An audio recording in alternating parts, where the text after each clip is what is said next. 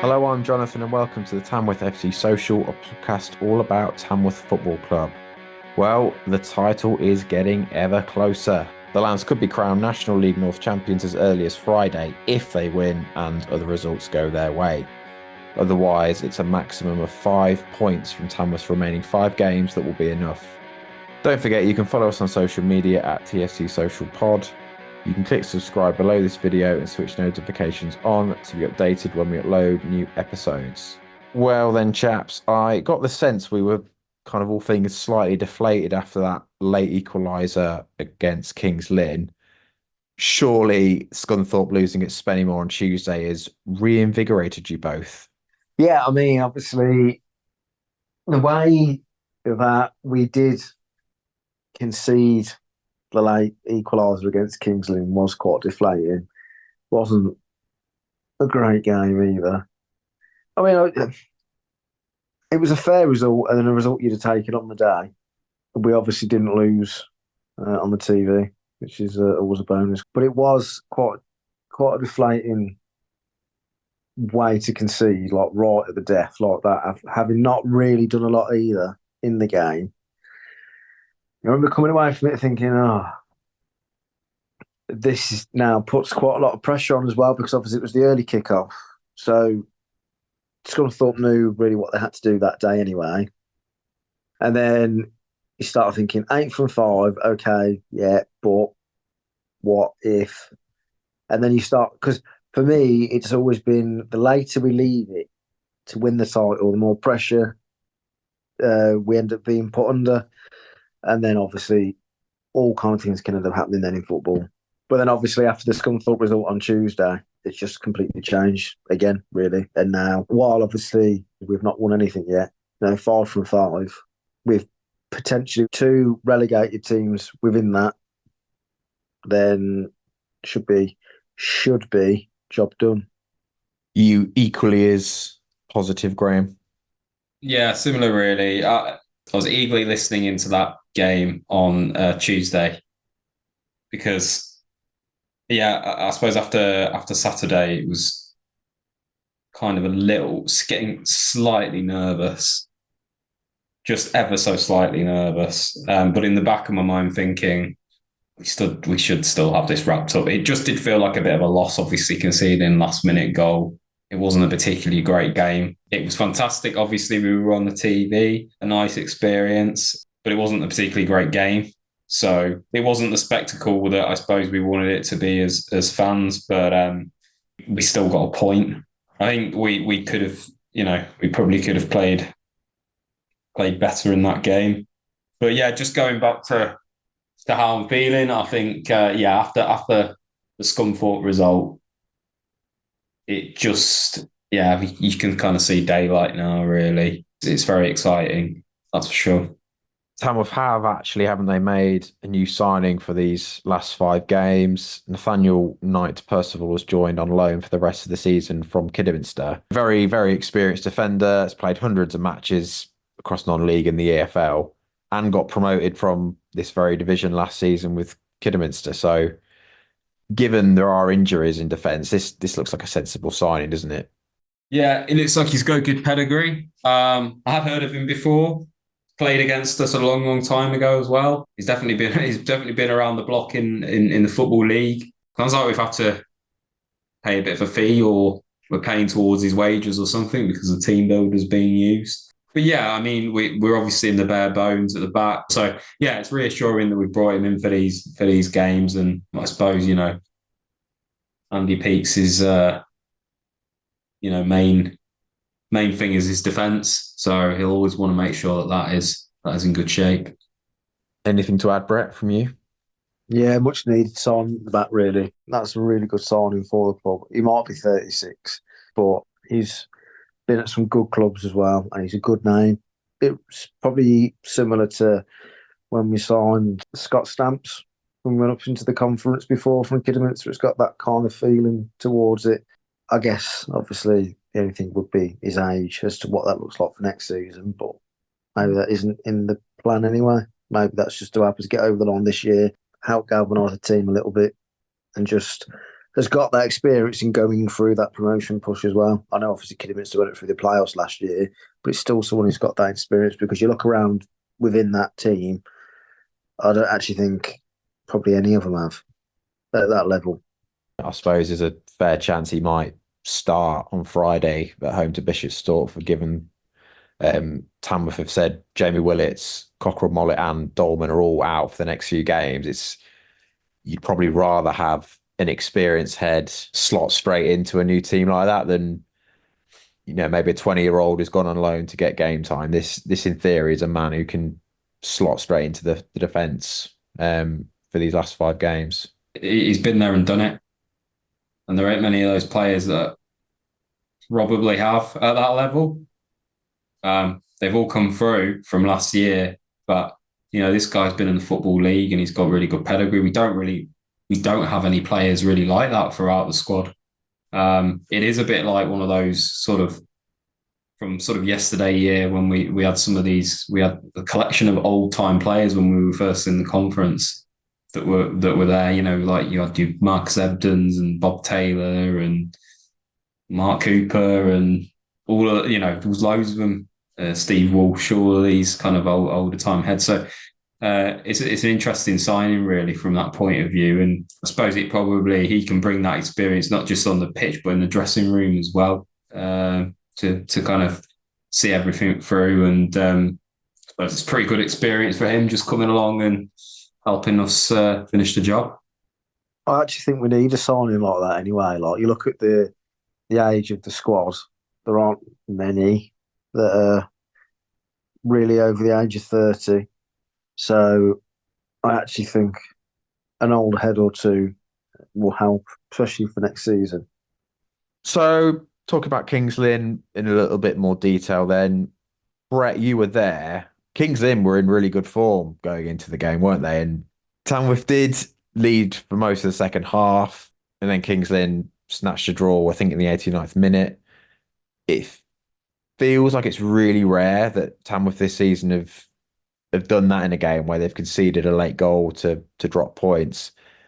The last one I can remember is the 2-1 defeat at home to Banbury in November. I'm struggling to think of another instance even this season where Tamworth have done that, which I suppose is massive testament just to the character and how solid that defence has been as well with all those clean sheets this season.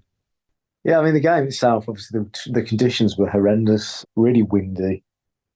A lot really windy. Obviously, the heavens opened as well at one point too. There wasn't a lot of quality in the game.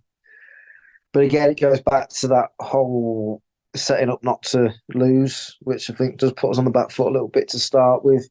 But I mean, you look at Kings Lynn and you look at the way they've been going and the way they set up against us.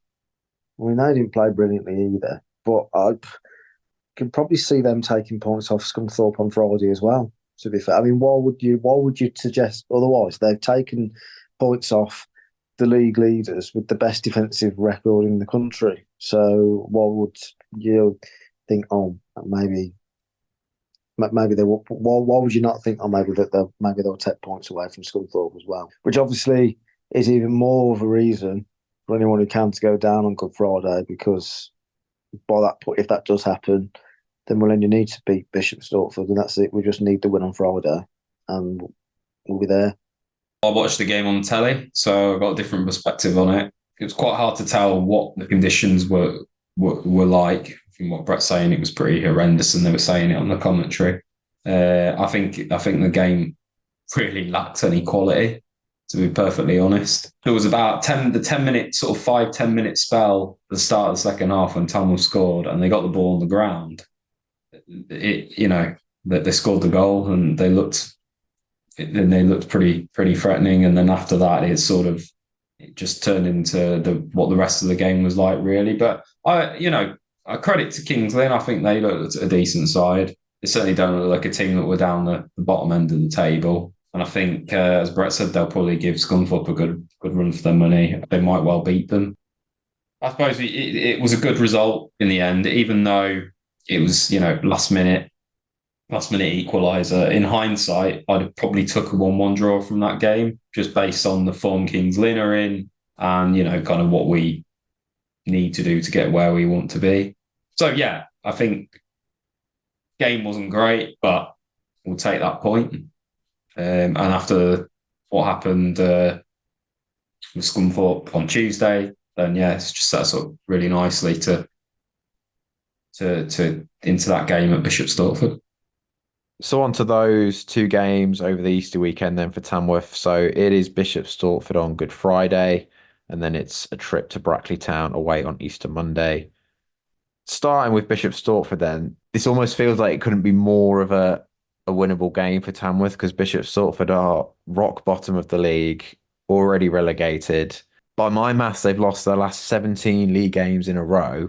In the reverse fixture in November, Tamworth won 2-1 with that late winner. I would imagine you're both expecting this to be a Tamworth win and to be more comfortable than it was in November.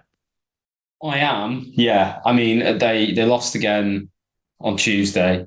We should comfortably win this game. We should comfortably win this game. When we played them last time, that wasn't a good game, but it was a kind of typical away performance, I would say. At the time, I didn't think Bishop Stortford looked that bad when we played them, but yeah, you got to hope. We've got a big crowd behind us. We've got so much to go for. So much. We know that if we get those 3 points, we are either going to be league winners or within literally 2 points of it. You'd hope it's a resounding win more than anything. I think Bishop Stortford are probably going to be up for this one more than any other game they've played recently because they know what's at stake for Tamworth. It's top of the league. It's all of that. They know there's going to be a big crowd there. So they're playing for pride.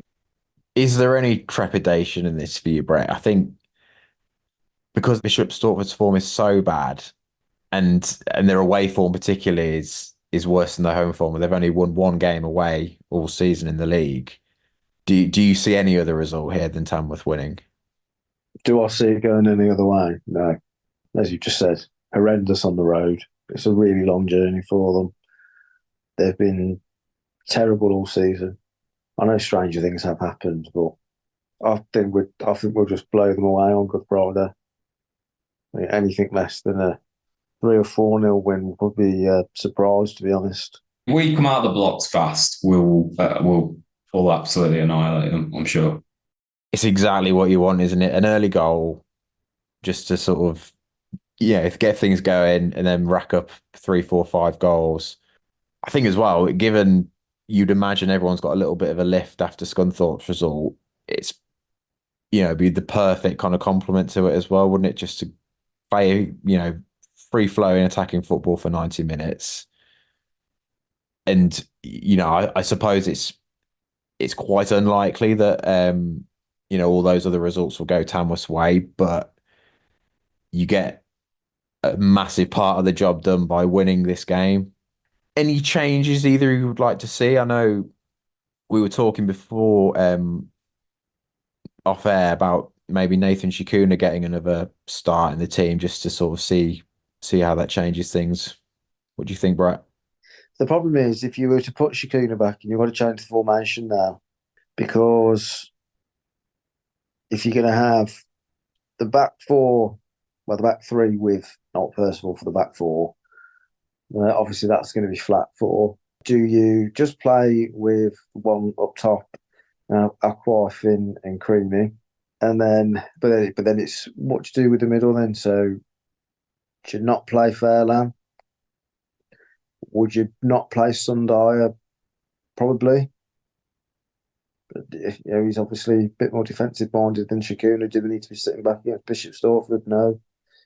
So, but it's whether do you change it up Good Friday to change it again for Bank Holiday Monday?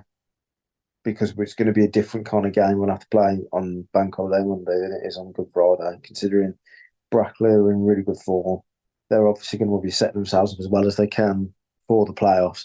I mean, you remember Brackley lost the playoffs last season, the playoff final against Kidderminster, so they'll be looking at that. Seeing Scunthorpe's form and thinking this is their opportunity to make amends for last year, so they're going to want to be really going into every game now with a winning mentality to carry them into the playoffs. So I don't know. I don't know if it's worth changing things around and then change it again.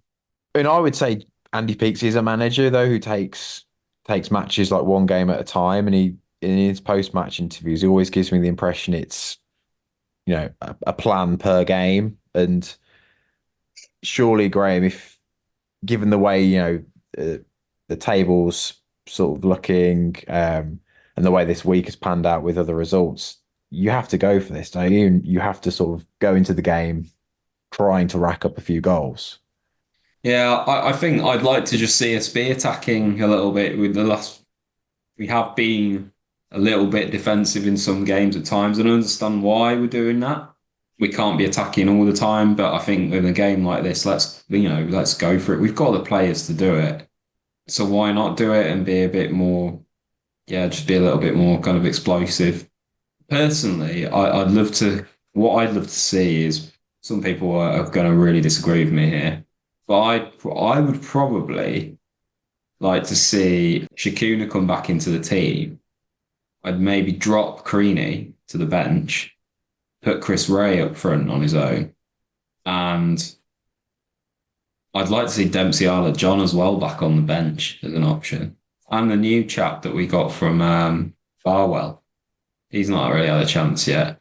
I'd like to see Shakuna back in the team because he was really, really exciting for us earlier on in the season. And I think it's a good, why not now, Moving on to that away trip to Brackley Town on Easter Monday, then a totally different sort of game in store, I think, for Tamworth, isn't it? Given Brackley well in the playoff mix, won 4 of the last 5 matches.